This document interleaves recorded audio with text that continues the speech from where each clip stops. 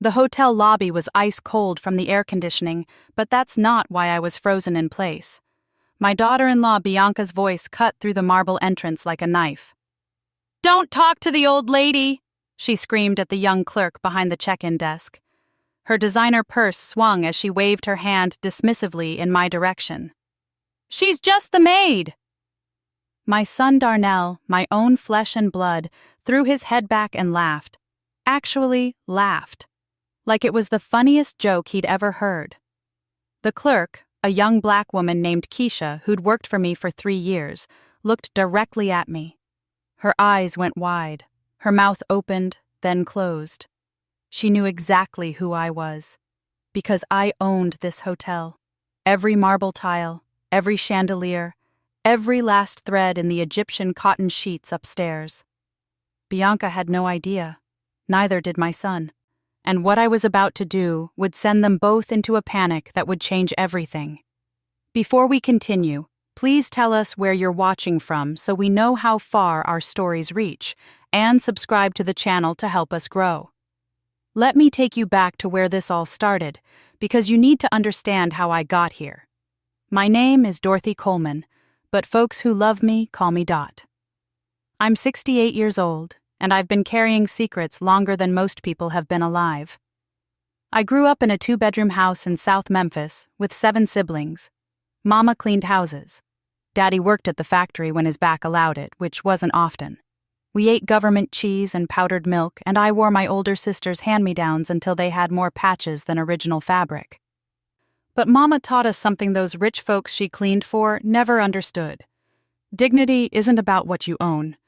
It's about how you carry yourself and how you treat people. I took that lesson and ran with it. At 16, I started cleaning houses just like Mama. By 20, I was managing a small motel on the edge of town. By 30, I'd saved every penny, lived in a room smaller than a closet, and bought that motel outright. People thought I was crazy. A black woman in 1987, buying property? The banks laughed at me. White business owners sneered. But I had something they didn't. I knew how to make people feel at home. Every guest who stayed at Dorothy's place, that's what I called it, left feeling like family. I remembered their names, their children's names, what they liked for breakfast, whether they needed extra pillows or liked the room cold. Word spread. Business boomed. By the time I was 45, I owned 3 properties. By 50, I had 6 hotels across Tennessee, Mississippi, and Arkansas. By 60, my portfolio included 12 boutique hotels, including the Crowne Plaza, the luxury hotel we were standing in right now, the jewel of my collection in downtown Nashville. But here's the thing about success. I never flaunted it. I still wore simple clothes, still drove a modest car, still showed up at Greater Faith Baptist Church every Sunday in the same pew I'd sat in for 40 years. I gave quietly to my community, funded scholarships for kids who looked like I did growing up, and never forgot where I came from. My son Darnell was my pride and joy.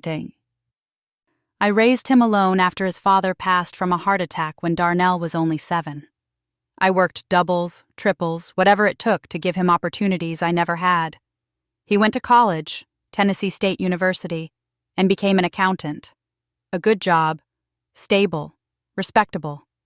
He met Bianca at a professional networking event 5 years ago. She was pretty, well-dressed, and ambitious. She worked in pharmaceutical sales and made decent money. At first, I thought she was good for him. She was confident, driven. But there were signs I ignored. The way she'd look at my simple apartment when she visited. I kept a modest 2-bedroom place even though I could afford a mansion. Her nose would wrinkle like she smelled something bad. The way she'd forget to invite me to dinners and events. The way she'd interrupt me mid-sentence, then act like I hadn't been speaking at all. "Darnell, does your mother have to come to our engagement party?" I'd overheard her ask once. "I mean, she's so simple. My colleagues will be there." Simple. That word stung worse than a slap. But Darnell defended me. Back then, he still defended me. "That's my mama, Bianca. She goes where I go." I was at the engagement party. I was at the wedding, a lavish affair that cost more than my first motel. I was there when my grandbabies were born. Zara, now 8 years old, and Isaiah, who just turned 5. Those children were my heartbeat, my reason for breathing. But after the wedding, things changed. Slowly at first, like a pot of water coming to boil. Darnell started making excuses for why I couldn't see the kids. Bianca thinks they need structure, Mama. We can't have them running to Grandma's every weekend. Then the comments started. Mama, you're getting older. Maybe you should think about retiring. Sell those buildings. Come live with us. This from Darnell, sitting in my living room on a rare visit. I just laughed. Baby, I'm 68, not 98. I'm fit as a fiddle. Why would I retire? Bianca just thinks, at your age, managing properties is a lot of stress. Bianca thinks, I repeated slowly. Those 2 words were becoming a pattern. What they didn't know, what nobody knew except my lawyer and my accountant, was exactly how successful I was. I'd always been private about money. Even Darnell knew I owned some motels, but he had no idea about the full extent of my holdings. He certainly didn't know about the Crown Plaza. I'd kept my business separate from my personal life. Different last name on the LLC paperwork.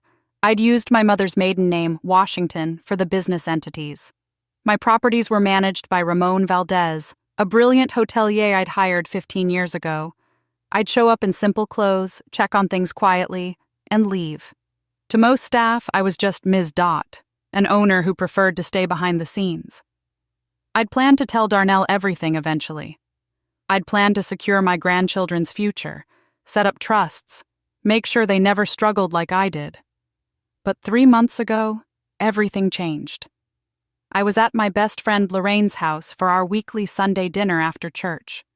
Lorraine had been my rock since we were girls, and she didn't hold her tongue for nobody.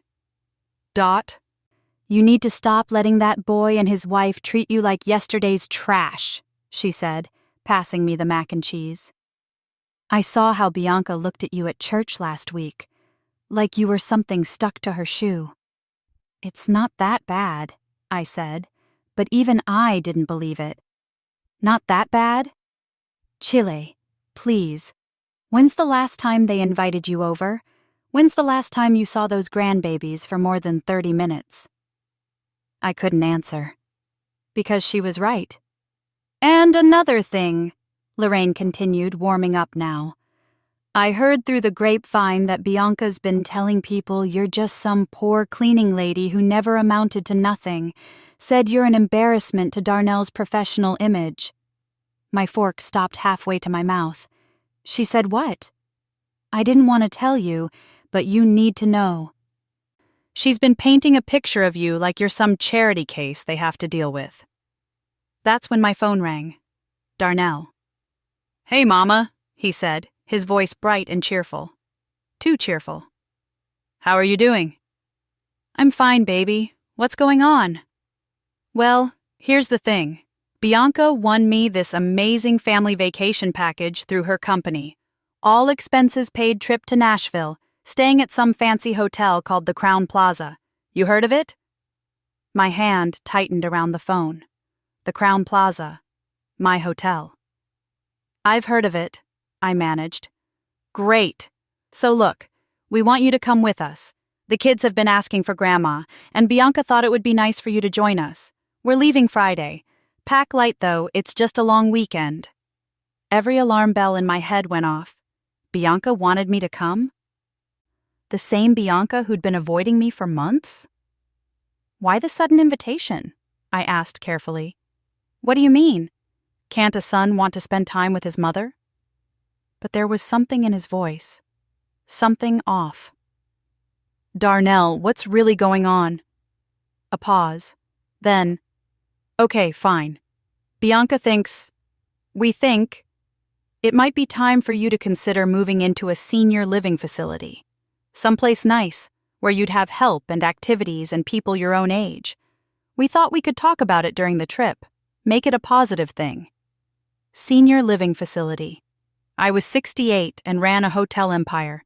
I did water aerobics 3 times a week and had better blood pressure than people half my age. I see, I said quietly. Don't be upset, Mama. It's just that you're alone in that apartment. And if something happened... I'll think about it, I interrupted. Send me the details about the trip. After I hung up, Lorraine looked at me with knowing eyes. What did he want? I told her everything.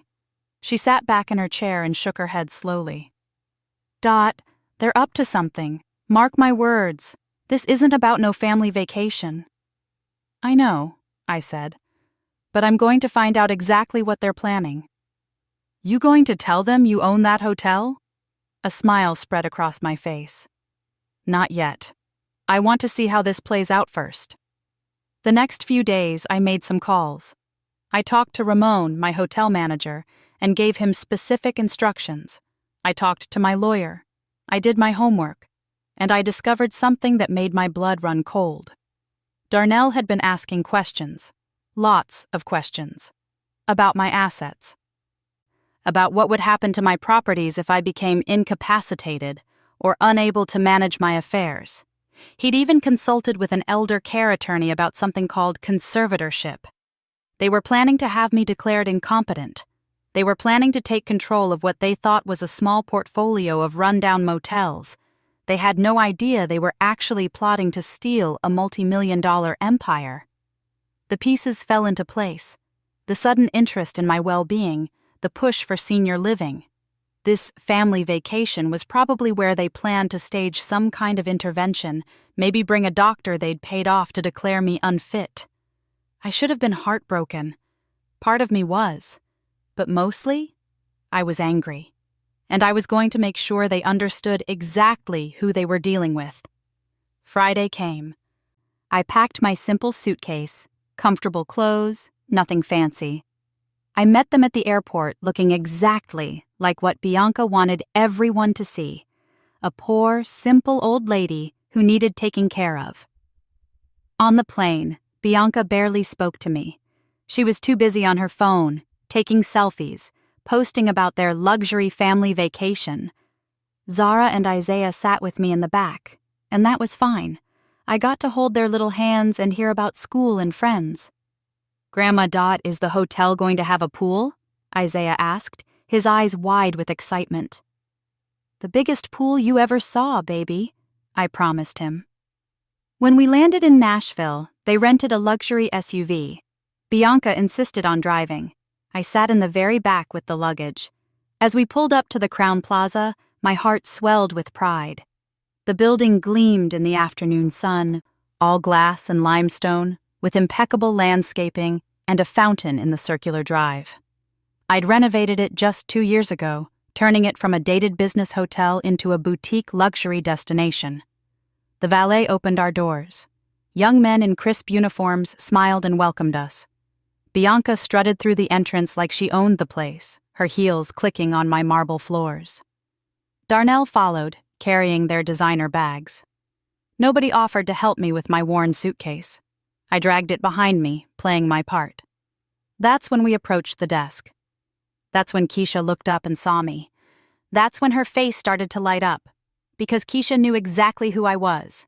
And that's when Bianca exploded. Don't talk to the old lady. She's just the maid. The lobby went silent. Other guests turned to stare. My son laughed. And I stood there, watching Keisha's face, watching the moment she realized what was happening, watching her understand that I wanted her to play along. She swallowed hard and dropped her gaze. Of course, ma'am, my apologies. Bianca smirked, triumphant. She turned to the manager who'd appeared from the back office, Ramon, who'd been with me for 15 years, who knew every detail of my business, who was fighting to keep his expression neutral. We have a reservation under Coleman, Bianca announced. I won this trip through my company. I expect your very best service. Absolutely, Mrs. Coleman, Ramon said smoothly, his eyes flickering to me for just a second. We have you in our executive suite, and I see you have additional guests? My husband, our 2 children, and... Bianca waved vaguely in my direction. Her, the grandmother. Just put her in whatever room is cheapest. She doesn't need much. Something cold settled in my chest. I'd been disrespected before. I'd faced racism and sexism and every kind of discrimination while building my business. But this betrayal from my own family? This was different. Ramon's jaw tightened. I see. And will you require— Whatever's fine, Bianca cut him off. She grabbed the key cards he offered and turned away, already on her phone again. Darnell lingered for a moment. He looked at me, and for just a second I saw something in his face. Guilt? Shame? But then it was gone, and he shrugged. You know how she is, Mama, he said quietly. Just don't make waves, okay? We'll talk tomorrow about the living facility. There's a nice place I found. I'm not going to any living facility, I said, my voice steady. Mama, be reasonable. I said no, Bianca's voice shrieked from near the elevators. Darnell, are you coming or not? He gave me one last look, then followed his wife. I stood there in my own lobby, dragging my suitcase, while my son and his wife and my grandbabies disappeared into the elevator. Ramon approached me carefully. Ms. Dot, he said quietly, I can call security. I can have them removed. Just say the word. No, I said, a plan already forming in my mind. Not yet, but I want you to do exactly as I say, starting right now. I leaned in and began giving him instructions. With each word, his smile grew wider. By the time I finished, Ramon was nodding with visible satisfaction. Ms. Dot, you're absolutely brilliant. This is going to be justified, I finished. Now show me to my room. And make sure you put me on the same floor as my family. I want to be close enough to hear everything. As I followed Ramon to the elevator, I caught Keisha's eye. She gave me the smallest nod, and I knew she understood. My staff was loyal. They'd seen how I treated people, how I'd built this business with integrity and heart. They were about to see me defend it with the same strength. The elevator doors closed, and I caught my reflection in the polished brass. I didn't look like a powerful business owner. I looked exactly like what Bianca had called me, an old lady. Simple. Unimportant. That was about to change.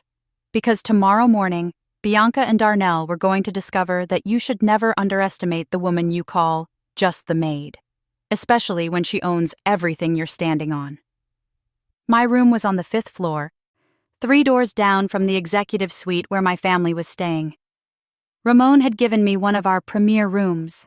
Not the penthouse, that would be too obvious, but a beautiful corner suite with floor-to-ceiling windows overlooking the city. I sat on the edge of the California king bed and took a deep breath. My hands were shaking. Not from fear, from rage I'd been holding back for months, maybe years. My phone buzzed, a text from Lorraine. How's it going? They show their true colors yet? I typed back. Worse than we thought, but I've got a plan. That's my girl. Give 'em hell. I smiled despite everything. Then I opened my laptop and got to work. First, I pulled up the security camera feeds. As owner, I had access to every camera in the hotel, including the ones in the hallways. I couldn't see inside their suite, of course, but I could see their comings and goings. I could see everything that happened in the public spaces. I also pulled up their reservation details. Bianca had lied. She hadn't won this trip through her company. She'd charged it to a credit card. A credit card that, according to my quick research, was maxed out. They were drowning in debt, living way beyond their means, keeping up appearances they couldn't afford. Suddenly, the push to get control of my assets made perfect sense. They weren't just greedy. They were desperate. My phone rang. Ramon. Ms. Dot, I thought you should know. Mrs. Coleman just called down to the front desk demanding upgrades.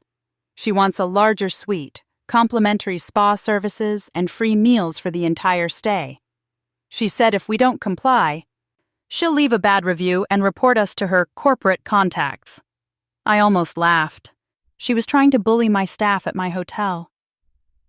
What did you tell her? I told her we'd see what we could do. But Ms. Dot, there's something else. A man just checked in. He asked for a room near the Coleman family, paid cash, gave his name as Dr. Marcus Webb. He's carrying a medical bag. My stomach dropped. A doctor? I looked him up. He's legitimate, has a practice in Memphis. But Ms. Dot, he specializes in geriatric psychiatry and cognitive assessments. There it was. They'd brought a doctor to evaluate me, to declare me incompetent. Thank you, Ramon. Keep me posted on everything. After I hung up, I sat there thinking. Then I made a few calls of my own. First, I called my lawyer, Patricia Hughes. Patricia was a sister from church who'd built her practice from nothing, just like I'd built my business. We'd supported each other for 20 years. Patricia, I need you in Nashville tomorrow morning, early. And I need you to bring documentation, all my property deeds, business licenses, everything that proves I'm of sound mind and in complete control of my assets. Dot, what's going on? I told her everything. When I finished, she was silent for a long moment. Those ungrateful... She caught herself. I'll be there by 8 a.m. And Dot, I'm bringing Judge Marshall with me. Judge Marshall? Retired now, but he still has pull, and he owes me a favor. If they try anything legal, we'll shut it down before it starts. Thank you, Patricia. Next, I called Pastor Williams from Greater Faith Baptist. Sister Dorothy, how are you? Dear? I'm managing, Pastor, but I need your prayers, and I need to ask a favor. I explained what was happening. Not all of it, but enough. I've watched that boy grow up, Pastor Williams said, his voice heavy with disappointment. I baptized him, and now he's treating his own mother this way? He's lost his way, I said softly. And those babies, my grandbabies, they're caught in the middle of all this. What do you need from me? Tomorrow afternoon, could you come to the hotel? I have a feeling things are going to come to a head, and I might need a witness. Someone they respect, someone who can speak truth. I'll be there.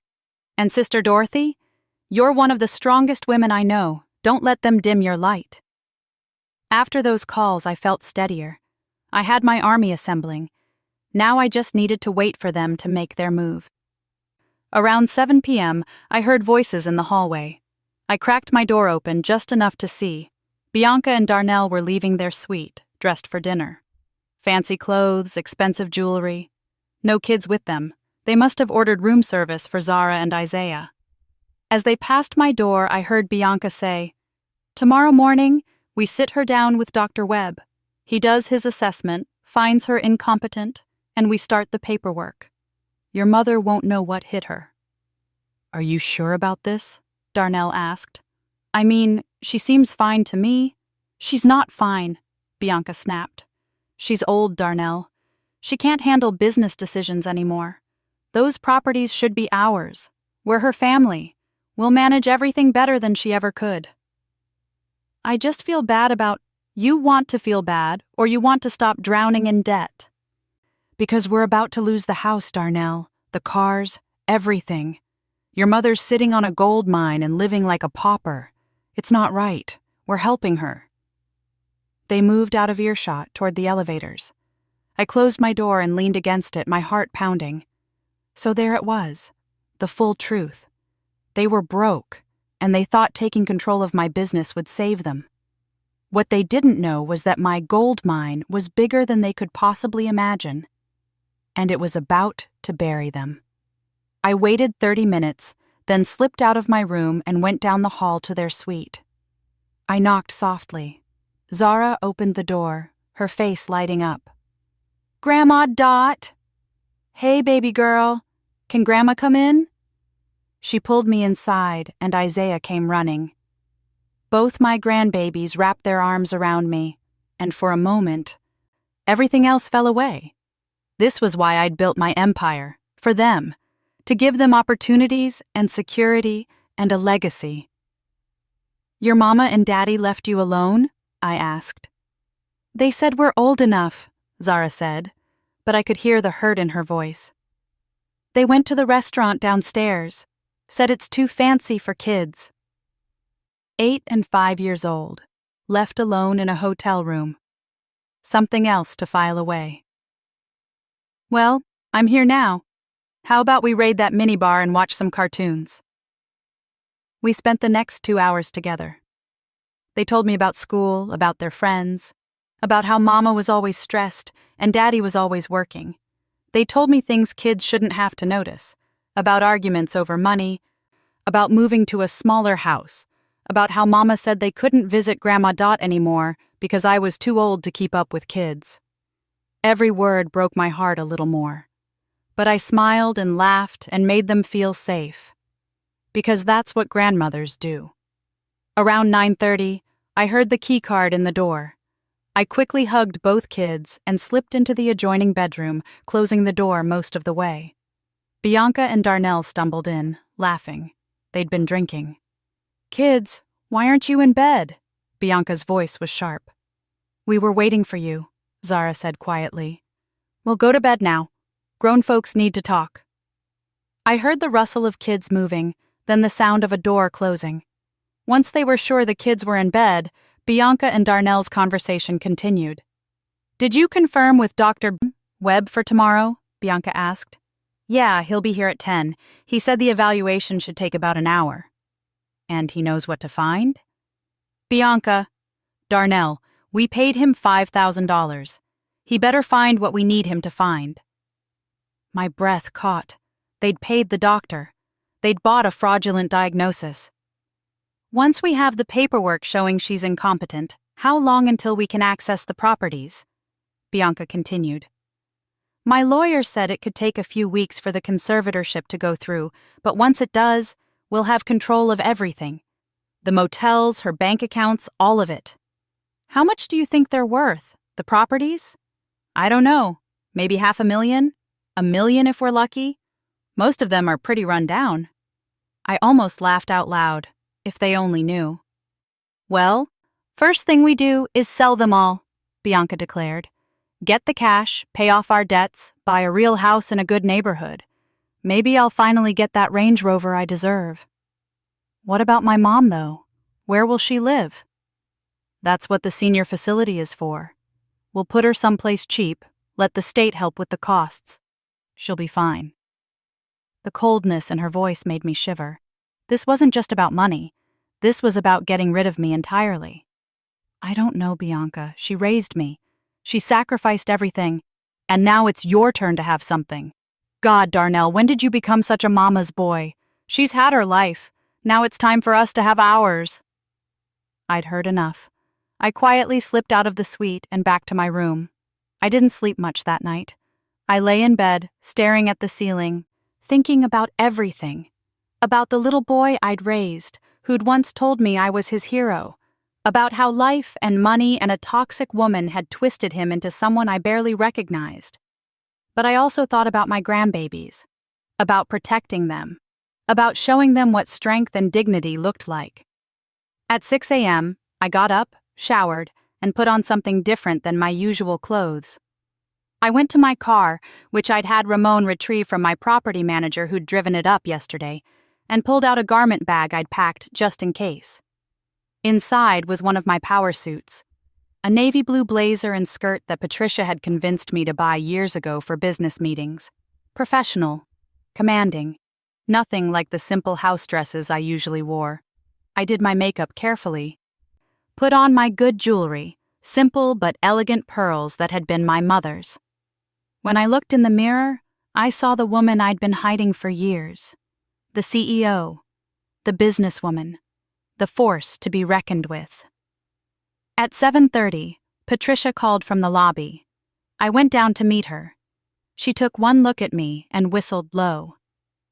Now that's the Dorothy Coleman I know. You ready for this? More than ready. Judge Marshall was with her, a distinguished black man in his 70s with kind eyes and a no-nonsense demeanor. Sister Dorothy, he greeted me warmly. Patricia's told me what's happening. This is a disgrace. Thank you for coming, Judge. Are you kidding? I've seen too many elders taken advantage of by greedy family members. I'm happy to help put a stop to it. We sat in the hotel restaurant, having breakfast and going over strategy. Patricia had brought mountains of paperwork, everything that proved my competence, my business acumen, my sound mind. The key thing, Patricia explained, is that you can't be declared incompetent without a proper legal process. A single doctor's evaluation means nothing, especially one who's been paid to reach a certain conclusion. If they try to file for conservatorship, we'll fight it. And with Judge Marshall's testimony about your character and business sense, they won't stand a chance. But I want them to try, I said quietly. Both of them looked at me. I want them to show their full hand. I want everyone to see exactly what they were planning. Only then will people understand why I have to do what I'm about to do. Patricia smiled slowly. You're not just defending yourself. You're teaching a lesson. I'm protecting my grandbabies. They need to see that dignity and integrity matter more than money. They need to see what real strength looks like. At 9:45, Ramon called. Ms. Dot, your son and daughter-in-law are in the conference room on the second floor with Dr. Webb. They asked me to send you up. Perfect. Give us 5 minutes, then send security to stand outside the door, discreetly. Already done. I stood up, smoothed my suit, and looked at Patricia and Judge Marshall. Ready?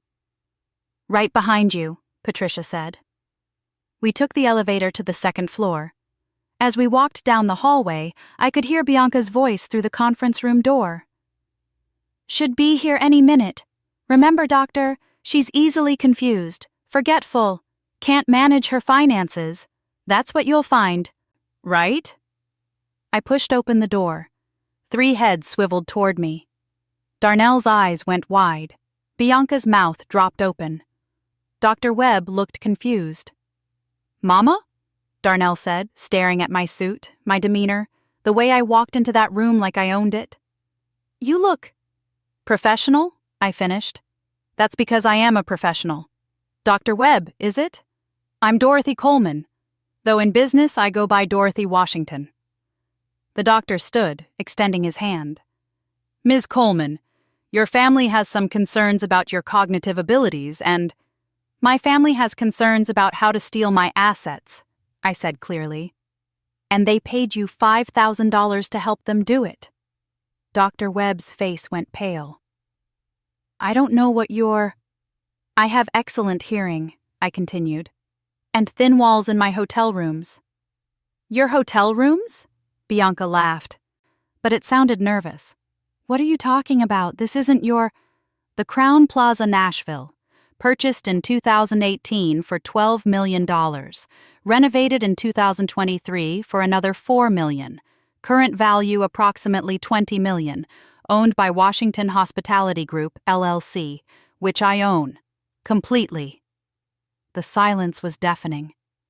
That's impossible, Bianca whispered. I also own 11 other hotels across 3 states, I continued. Total portfolio value approximately $65 million. I employ over 300 people. I pay my taxes. I'm of sound mind and body, and I'm not going anywhere. Darnell stood up, his chair scraping loudly. Mama, you own all this?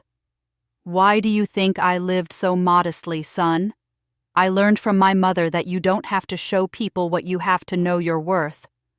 I built an empire quietly, with dignity, with integrity. Patricia stepped forward. I'm Patricia Hughes, Ms. Coleman's attorney. I have documentation here proving everything she's just told you. I also have documentation showing that you, Mrs. Coleman, charged this free vacation to a nearly maxed-out credit card, and that you, Mr. Coleman, have been researching how to gain conservatorship over your mother's assets. Bianca's face turned red. You can't... We were just trying to help. Help? I repeated. You called me just the maid. You tried to have me declared incompetent. You paid a doctor to file a false report. You planned to steal my life's work and put me in a cheap nursing home. I never wanted, Darnell started, but I held up my hand. You laughed, I said, my voice breaking for the first time. When she called me a maid, you laughed, Darnell. Your father would be ashamed. Tears started rolling down my son's face. Good. He should cry. I want you out of my hotel, I said. Both of you. Now. You can't throw us out, Bianca shrieked. We have rights. We're your family. Security, I called. The door opened, and 2 security guards stepped in, large men in professional uniforms who'd been briefed on the situation. Wait, Darnell said desperately. Mama, please, we made a mistake. A huge mistake, but you can't. What about the kids? And there it was. The grandchildren card. The children, I said slowly, are not leaving. You are. Bianca's eyes went wild. You can't keep our kids. I'm not keeping them. But I'm not letting you take them out of this hotel until we have a conversation with Child Protective Services about why you left an 8-year-old and a 5-year-old alone in a hotel room last night. Ramon, do we have that security footage? Ramon appeared in the doorway, tablet in hand. Time-stamped footage showing Mr. and Mrs. Coleman leaving the suite at 7:04 p.m. and returning at 9:27 p.m., children visible in the room alone during that time. That's not illegal, Bianca protested. In Tennessee, children under 10 cannot be left alone without proper supervision, Judge Marshall spoke up. I'm retired Judge Harold Marshall, and I'd be happy to testify about what I've witnessed here today if necessary. The color drained from Bianca's face. Here's what's going to happen, I said, my voice steady and cold. You're going to leave my hotel. You're going to go home and think very carefully about your choices. The children will stay here with me for the remainder of the weekend. On Monday, we're all going to sit down, with lawyers present, and discuss custody arrangements, financial boundaries, and what kind of relationship, if any, we're going to have going forward. You can't take our children, Bianca screamed. I'm not taking them. I'm protecting them. From you. Darnell sank back into his chair, his head in his hands. Mama, I'm so sorry. I never wanted it to go this far. Bianca said it would be easy, that you'd never know that we were helping you. Shut up, Darnell, Bianca snapped. No, he said, looking up at her. I'm done shutting up. This was wrong. All of it. Mama, please. I know I messed up. I know I hurt you. But please don't take my kids. I'm not taking them from you, I said more gently. But they need to see that actions have consequences. They need to learn what respect looks like. And right now, they need to be away from the toxic environment you've created. Ms. Coleman, Dr. Webb spoke up nervously. I want you to know, I never actually submitted any evaluation. I was just supposed to meet with you and I know exactly what you were supposed to do, doctor, and I'm sure the medical board would be very interested to hear about it. But I'm willing to let this go if you leave right now and never speak about this again. He grabbed his bag and practically ran from the room. Security escorted Bianca and Darnell back to their suite to pack their belongings. Patricia, Judge Marshall, and I waited in my office. Yes, I had an office in the hotel, a beautiful space behind the lobby that I rarely used but kept maintained. 30 minutes later, Ramon knocked on the door. They're gone, Ms. Dot, left in a taxi. But what? Mrs. Coleman was screaming in the lobby, making threats, saying she's going to sue, that she's going to tell everyone you kidnapped her children, that she's going to ruin you. I felt tired suddenly. So very tired. Let her try, I said.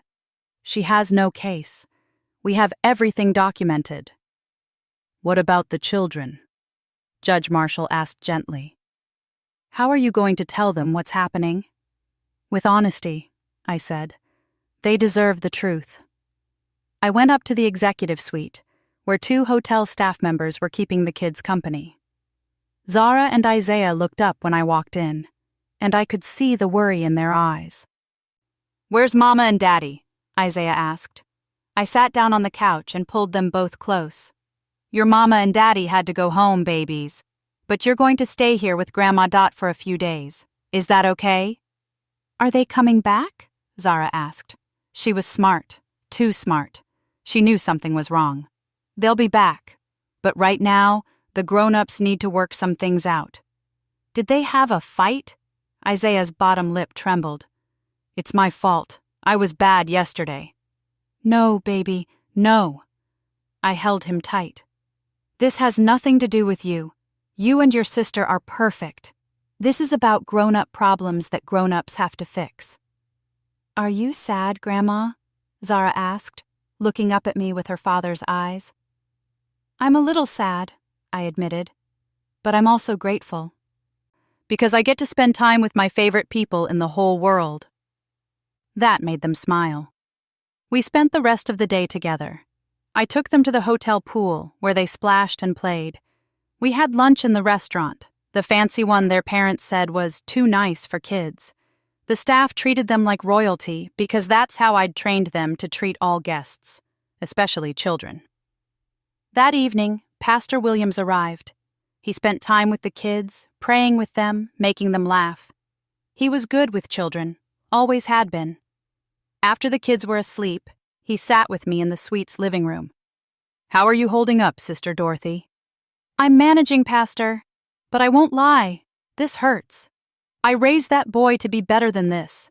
Sometimes our children lose their way, but that doesn't mean they're lost forever. I don't know if I can forgive him, or her. Not yet, maybe, but someday. For your own peace, not for theirs. We sat in comfortable silence for a moment. What are you going to do next? He asked. Monday morning, we're having a family meeting, with lawyers. I'm going to lay out very clear boundaries. They can see the kids, but supervised visits only until they prove they've changed. They get no access to my business or my assets.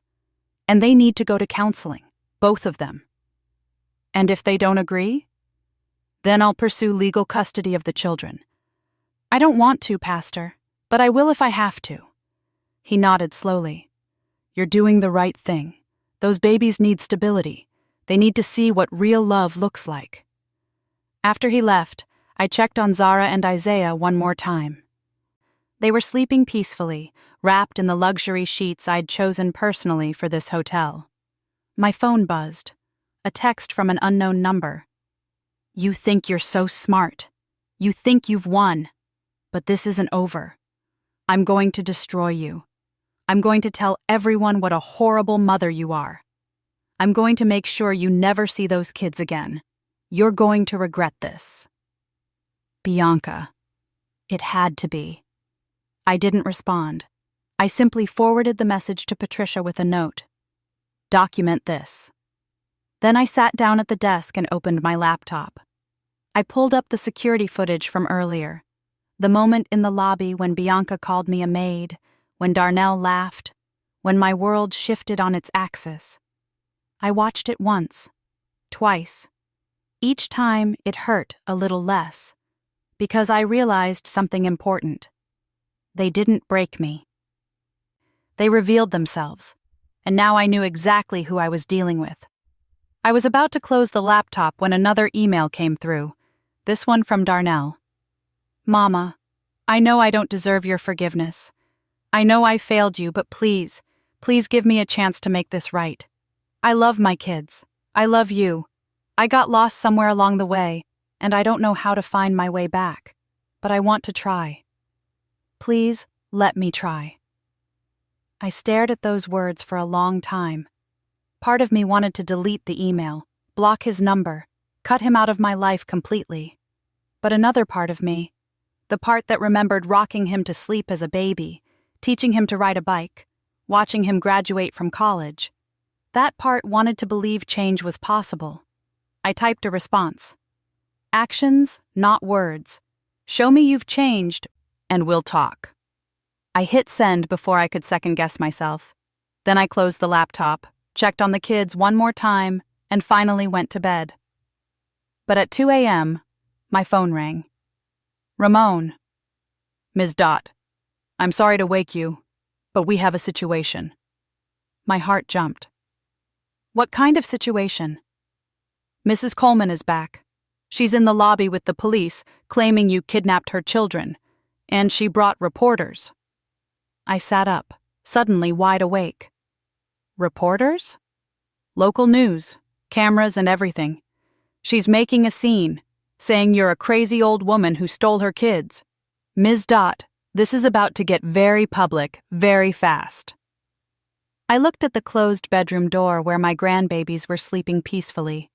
Then I smiled, because Bianca had just made the biggest mistake of her life. She wanted this to be public? Fine. Let's make it public. Tell the police I'll be down in 5 minutes. Tell the reporters too.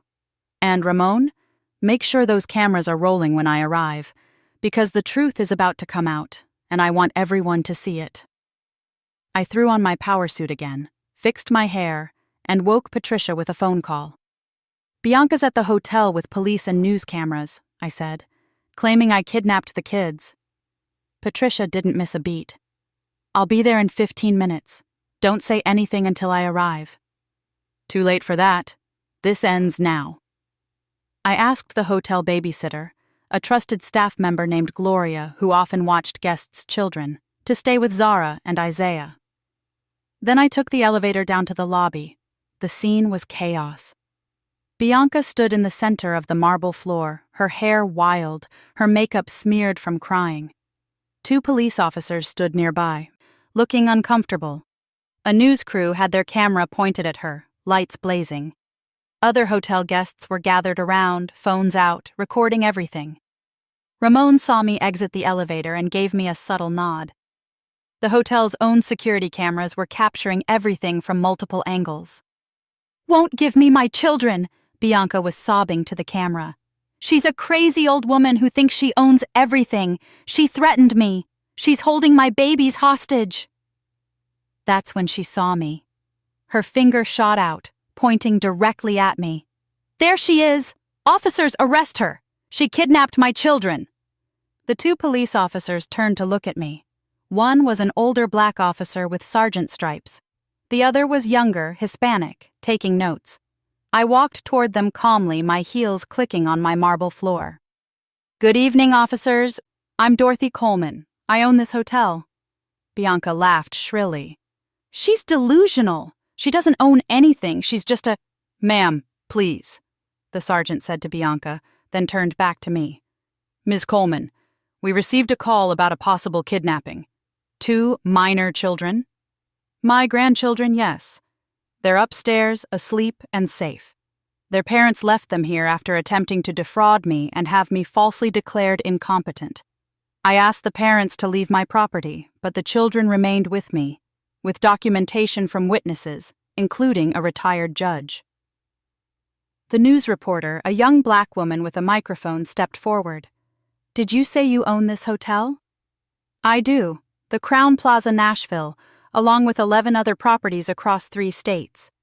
Washington Hospitality Group." I pulled out my driver's license and handed it to the sergeant. "Dorothy Coleman, also known as Dorothy Washington for business purposes." Bianca's face went from red to pale. That's impossible." "Officer," I continued, "I'm happy to show you documentation proving ownership, witness statements, and security footage showing these children's parents leaving them unsupervised last night while they went to dinner. I'm also happy to show you text messages from Mrs. Coleman threatening me." The sergeant's expression shifted. He'd dealt with enough domestic disputes to recognize the truth when he heard it. "Ms. Coleman, the older Ms. Coleman, do you have this documentation available now?" "My attorney is on her way with everything. She'll be here shortly." "She's lying!" Bianca screamed. "Don't listen to her. She's just a cleaning lady who's lost her mind." "Ma'am," the younger officer said firmly, "you need to calm down." But Bianca was beyond calm. She lunged toward me, and hotel security immediately stepped between us. "You ruined everything!" she shrieked. "We needed that money. We deserve it. You're just a selfish old woman who built a $65 million business empire from nothing. I said quietly, while living modestly and with dignity, while you and my son maxed out credit cards trying to look rich. The reporter's eyes went wide. She turned to her cameraman. Are you getting this? Everything, he confirmed. Bianca realized what was happening. The cameras, the recording, the public exposure. Her face crumpled. Turn those cameras off! You can't film this! We're in a public space, ma'am, the reporter said. Ms. Coleman, can you tell us what happened here? My son and his wife invited me on what I thought was a family vacation, I began, speaking clearly for the camera. What I didn't know was that they'd planned to have me falsely evaluated as incompetent so they could take control of my assets. They paid a doctor $5,000 to file a fraudulent report. When I confronted them about their scheme, I asked them to leave my property. The children stayed with me because I was concerned about their safety and well-being. That's not true, Bianca protested weakly. I have recordings of you discussing your plans, I said. I have witnesses. I have documentation. Would you like me to play the recording of you saying you'd put me in a cheap nursing home and let the state pay for it? Bianca's mouth opened and closed like a fish. Patricia burst through the hotel entrance, Judge Marshall right behind her, both of them in professional attire despite the late hour. I'm Patricia Hughes, Ms. Coleman's attorney, she announced, handing business cards to both officers. Everything my client has said is documented and verifiable. We have witness statements, financial records, property deeds, and video evidence. We also have this. She pulled out a tablet and showed the officers something I couldn't see from where I stood. The sergeant's expression hardened. Mrs. Coleman, is this you sending threatening text messages to Ms. Coleman earlier tonight? Bianca didn't answer. Ma'am, I'm going to need you to come down to the station to answer some questions. The children will remain with their grandmother for now, pending an investigation. No, you can't do this. Bianca turned to the camera desperately. She's turning them against me. She's brainwashing my kids with her money. Ma'am, you need to come with us. Now. As the officers led Bianca toward the exit, she twisted back to look at me. The hatred in her eyes was pure and burning. This isn't over, she hissed. Yes, I said quietly. It is. After she was gone, the reporter approached me. Ms. Coleman, this is an incredible story. Would you be willing to do a full interview? I thought about it for a moment. About exposure, about privacy, about the message I wanted to send. Not tonight, I said. But I'll make a statement. You can film this if you'd like. She nodded eagerly, and the camera light came on. I looked directly into the lens. My name is Dorothy Coleman. I'm 68 years old, and I built my business from nothing, starting as a cleaning lady and motel manager, working my way up through sacrifice and determination. I never flaunted my success because I was taught that dignity doesn't come from showing off what you have. But tonight, I want every elder out there to know something important. You are not weak because you're older. You are not incompetent because you're past retirement age. And your children do not automatically deserve what you've built. Protect yourselves, document everything, and never let anyone make you feel small just because they're supposed to love you. The reporter was nodding, clearly moved. Thank you, Ms. Coleman. This will air on the morning news. After she left, I turned to find the lobby full of hotel guests applauding. Some were crying. One elderly white woman approached me with tears streaming down her face. Thank you, she whispered. My son has been trying to do the same thing to me. You just gave me the courage to fight back. I hugged her, this stranger, and realized that my pain had purpose. My story could help others. Patricia touched my arm. Dot, we need to talk about next steps. We went to my office, Judge Marshall, Patricia, Ramon, and me. It was nearly 3 a.m., but none of us were tired. Adrenaline kept us sharp.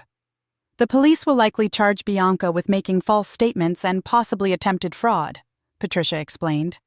The doctor might face medical board review. As for Darnell, he sent me an email tonight, I said. apologizing, asking for a chance to make things right.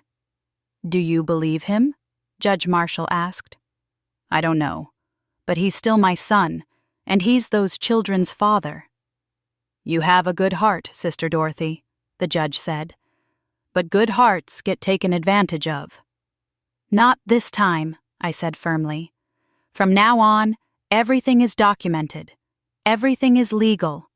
Everything is protected." We talked for another hour, laying out a plan. Custody arrangements, restraining orders if necessary, boundaries that couldn't be crossed. Finally, exhausted, I went back upstairs. It was almost 5 a.m. In a few hours, the kids would wake up, and I'd have to explain why their mother had been taken away by police. But when I opened the suite door, I found Zara sitting on the couch, wide awake. "Grandma?" she said softly. "I heard noises. Is Mama okay?" I sat beside her and pulled her close. This child deserved honesty. "Your mama made some bad choices, baby girl. She tried to hurt Grandma, and she lied to the police. So the police are asking her questions right now." "Is she going to jail?" "I don't know. Maybe. But that's not your fault, and it's not your responsibility to fix." Zara was quiet for a long moment. Then, "Grandma, why does Mama hate you so much?" The question broke my heart. "I don't think she hates me, baby. I think she's scared and desperate, and people do terrible things when they're scared." "Are you scared?" I looked at this wise, beautiful 8-year-old, and I smiled. "Not anymore. You know why?" "Why?" "Because I have you and your brother, and as long as I have you two, I have everything that matters." She hugged me tight. "I love you, Grandma Dot." "I love you too, baby. So much." The weekend passed in a blur. The kids and I swam, played games, watched movies. I ordered room service and let them eat dessert for breakfast. We talked about school, about dreams, about what they wanted to be when they grew up. Isaiah wanted to be an astronaut. Zara wanted to be a veterinarian. "You can be anything you want," I told them. "And Grandma's going to make sure you have every opportunity." On Sunday, Pastor Williams came by with Lorraine. They brought food from the church: fried chicken, collard greens, cornbread, sweet potato pie. We had a feast in the suite, and for a few hours, it felt like family. Real family. Monday morning came too quickly. Patricia arrived at 9 with news. "Bianca's been charged with filing a false police report and harassment. Darnell hasn't been charged with anything. He cooperated with investigators and provided evidence against Bianca. He wants to see the kids." "Is he here?" "In the lobby, with his own lawyer. Dot, he's filed for divorce. He's leaving her." I sat down heavily. "He's leaving her?" "Says he's been wanting to for a year but was too scared. She controlled everything, the money, the decisions, access to the kids. He said your strength gave him the courage to finally break free." I didn't know how to feel about that. Proud, angry that it took this long, sad that it came to this. "Can I see him?" 10 minutes later, Darnell walked into my office. He looked like he'd aged 10 years in 3 days. His eyes were red and swollen. He'd lost weight. "Mama?" he said, and his voice cracked. "Sit down, Darnell." He sat, hands clasped between his knees, unable to meet my eyes. "I don't know how to say how sorry I am," he began. "I don't have words big enough for what I did, what I allowed to happen. I let her poison me against you. I let her make me forget who I was, who you raised me to be." "Why?" I asked simply. "Because it was easier than standing up to her. Because I was drowning in debt and shame, and she kept saying you were the answer, that you owed me, that you were selfish for not helping us." He finally looked up. "But Mama, you never owed me anything. You gave me everything, and I threw it away." Tears rolled down his face. "I don't expect you to forgive me. I don't deserve it, but please, please let me see my kids. Let me try to be the father they deserve." I studied my son, this man I'd raised, this person I'd sacrificed everything for. and I saw something I'd been missing. He was broken too. Bianca had broken him just like she'd tried to break me. "You can see them," I said. "Supervised visits here at the hotel once a week. You'll go to therapy, individual and family counseling. You'll prove to me, and to them, that you've changed. Anything. I'll do anything. And Darnell, you get nothing from my estate. Not now, not ever. Everything I have will go to Zara and Isaiah in protected trusts. You lost that privilege." He nodded, accepting it. "I understand. But," I continued, "I'm going to help you get back on your feet. Not with cash, not with handouts, but I'll give you a job. Minimum wage, entry level, at one of my properties. You'll work your way up like everyone else. You'll learn what real work looks like, what building something with dignity looks like." His eyes widened. "You'd do that? After everything?" "I'm doing it for your children. They need a father who knows how to work hard and stand on his own. Can you be that man?" "Yes, ma'am. I swear it." I called the kids down. When they saw their father, Isaiah ran to him immediately. Zara held back, more cautious. "Hey, babies," Darnell said, hugging them both. "I missed you so much." "Where's Mama?" Isaiah asked. Darnell looked at me, then back at his son. "Mama made some mistakes, buddy. She's going to be away for a while, but Daddy's here. And I'm not going anywhere. I promise." They spent 2 hours together in the hotel restaurant, eating lunch, talking, laughing sometimes, and crying others. I watched from a distance, Patricia beside me. "You're doing the right thing," she said. "I hope so." Over the next few weeks, a routine developed. Darnell visited every Saturday. He started working at my property in Memphis, maintenance and cleaning work. He showed up on time, worked hard, didn't complain. The kids stayed with me during the week, went to their new school near the hotel. I'd enrolled them in an excellent private academy nearby. On weekends after Darnell's visit, Pastor Williams would take them to church activities. Bianca was out on bail but wasn't allowed contact with me or the children. She'd posted on social media, trying to spin the story, but the video from the hotel lobby had gone viral. The comments were brutal. Public opinion was not on her side. The morning news interview I'd done had been picked up nationally. Suddenly, I was getting calls from other elders sharing their stories of financial abuse. I started a foundation to help them. Legal services, counseling, protection. My story had become bigger than just my family. It became a movement. 3 months after that night in the hotel lobby, I was sitting in my office when Ramon knocked. "Ms. Dot, you have a visitor. Bianca Coleman." My heart skipped. Did she have an appointment? "No, ma'am, but she says it's important. Security is with her." I thought about turning her away, but something told me to hear her out. "Send her in." Bianca walked in looking nothing like the woman who'd screamed at me in my lobby. Her designer clothes were gone, replaced by simple jeans and a t-shirt. Her hair was pulled back in a ponytail. No makeup. She looked human. "Ms. Coleman," she said quietly. "Thank you for seeing me. You have 5 minutes." She sat down carefully. "I'm not here to make excuses. I'm not here to ask for forgiveness. I'm here to say I'm sorry." I waited. "I was wrong. About everything. I was greedy and desperate and cruel. I treated you terribly. I manipulated your son. I put my own children at risk.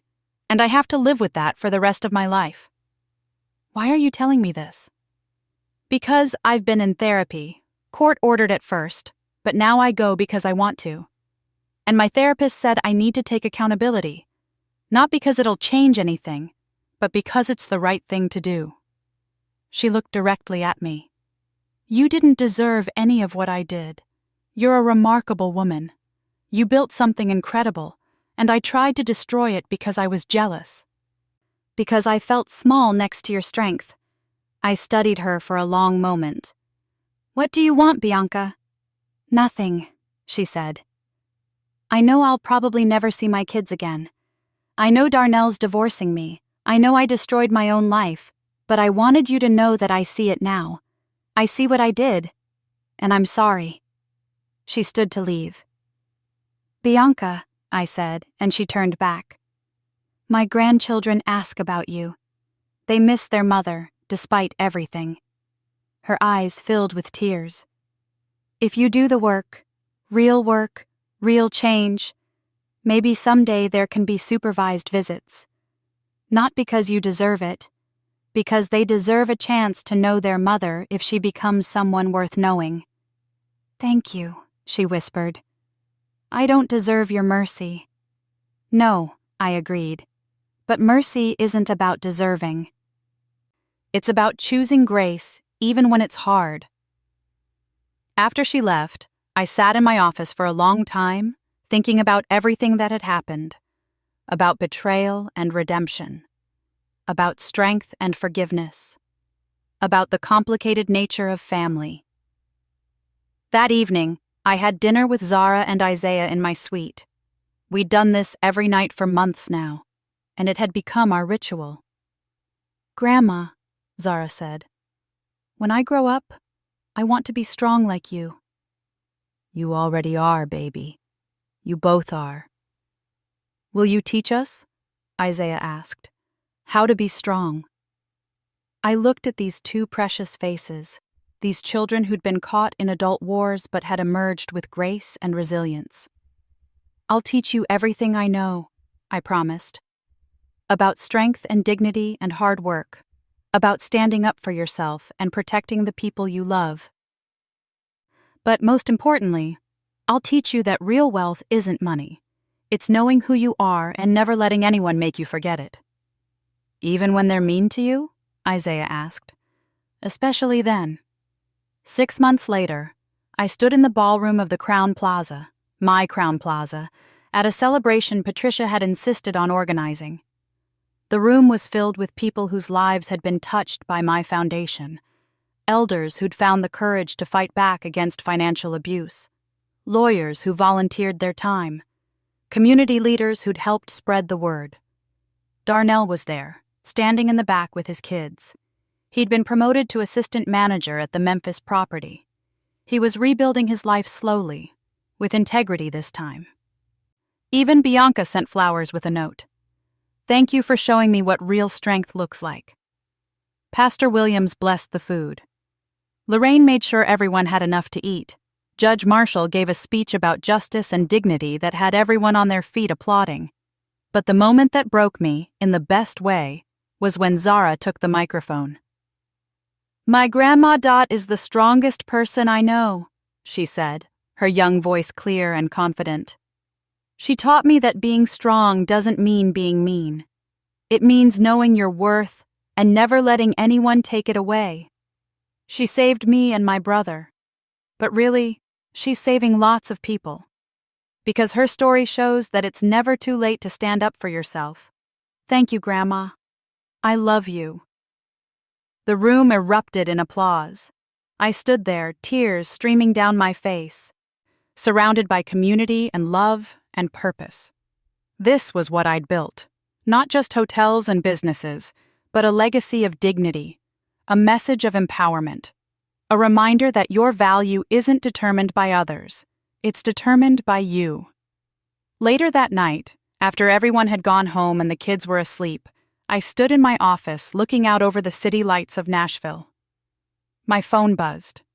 A message from an unknown number. "Ms. Coleman, I'm 73 years old, and my daughter tried to steal my house. Your story gave me courage to fight back. I won. Thank you for being brave enough to share." I smiled, saved the message, and added it to the hundreds of others I'd received.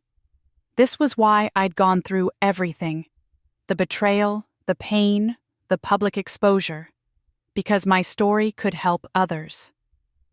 Because speaking truth to power, even when that power comes from your own family, matters.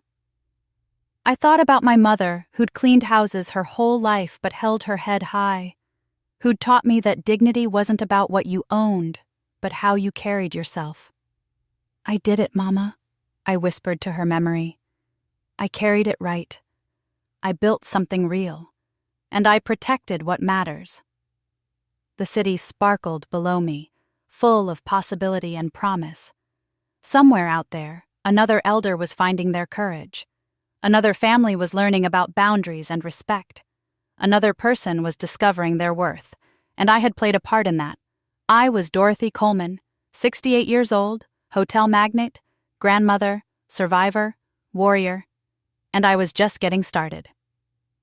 Thanks for listening. Don't forget to subscribe and feel free to share your story in the comments. Your voice matters.